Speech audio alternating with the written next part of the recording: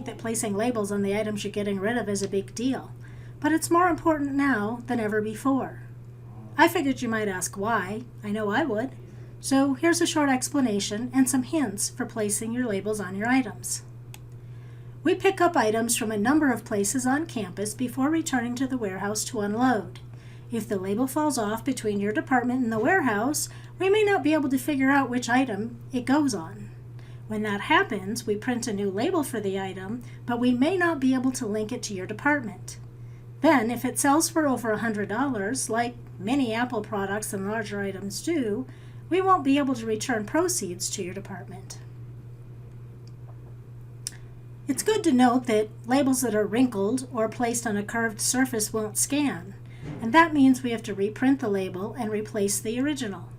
It's not a big deal, but since we focus on sustainability here on campus, we'd rather rely on that original label that you place on the item.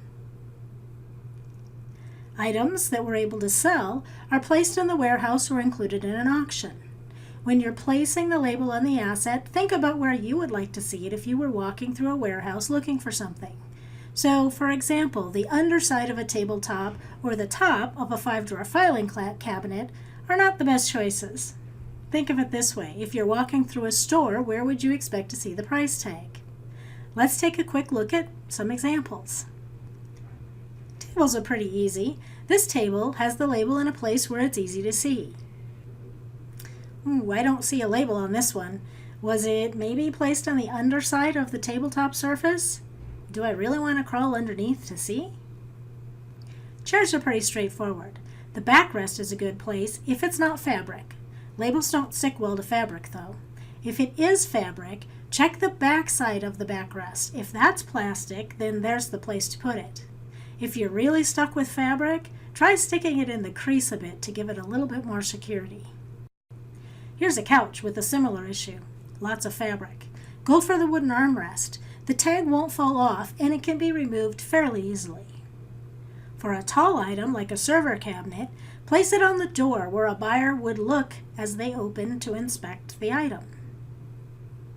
For those 5-drawer filing cabinets, the upper front is best. If you put it on the top, shorter folks, like I am, won't be able to see it, and it'll get hidden when we line them up together if it's on the side. The same thing with bookshelves. Place the label on one of the middle shelves. The top is hard to see, and it's likely going to be hidden if it's on the side. Cylindrical items can be a problem. This cylinder is so large that placing the label horizontally shouldn't be a problem. However, scanners generally struggle with curved surfaces, so small or round items will most likely fail. If you have a small round surface, try to place the label so it has the least curve in it. Here's a water boiler that's on a curved surface and the tag is crinkled. This item already has 2 strikes against it as far as scanning goes. One of the biggest problems is labels falling off, and the biggest culprit is the dust on the surface that isn't removed before adding the label. Labels don't stick well to dust, so use a wet wipe or wipe the surface with a damp cloth, then let it dry for a minute. You'll find there's a much better chance that your labels will stay in place. This box sports a game of how quickly can you find the label. If we can't find the label, we won't pick the item up. So when possible, please place the label where it's easy to see or remove other labels to make them quick and easy to find. And when it comes to monitors and TVs or electronics with a glass surface, try to avoid the glass if at all possible. In this case, it might be the most logical place to find the label, but we don't want to damage the item either.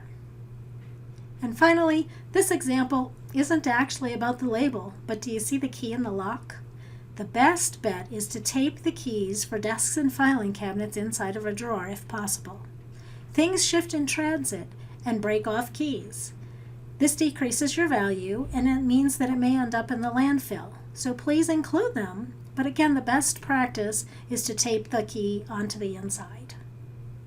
Thanks for watching this quick video on how to best place your labels on your assets.